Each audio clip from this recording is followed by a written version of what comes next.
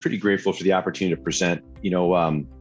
A lot of the folks on the call, what you all do is kind of household names. I guess we don't have a firefighter, but we've got attorneys and accountants and that kind of thing. And when you say I'm an attorney or an accountant, people are pretty quick to understand what it is you do. What I do tends to be a little bit more obscure and oftentimes misunderstood as well. My goal today is to help everybody understand a little bit about what operational excellence is. I'm your operational excellence guy, so I want to do a good job of hopefully continuing to kind of define and highlight what operational excellence is and how it brings value or when it's called on. So I'll use the rest of the time to do that. Selfishly, I hope this gives you guys a better idea of kind of what I do and how to refer to me.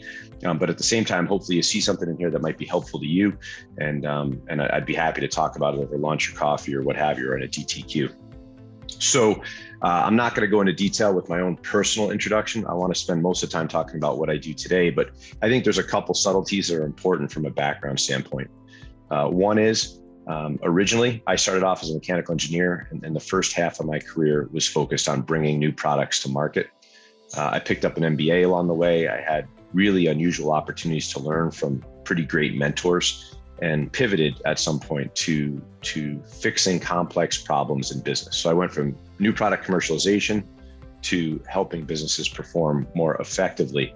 And that kind of umbrella of helping businesses perform more effectively is a big one. So I want to continue to drill into that today. Speaking of operational excellence, you can kind of pin the tail on the donkey at a high level. What is it? It tends to be a little bit more obscure. So I already said that operational excellence is split between people and processes, but what is it, or what does it mean?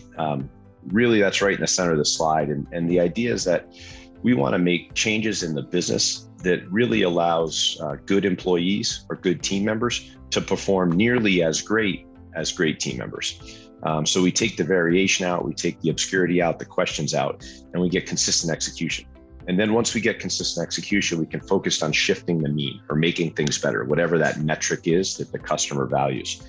So when you think of operational excellence, think of taking the variation out of the way that people execute, freeing up mind share and space to be creative and solve problems, and then shifting the mean in a way that the client or the customer values.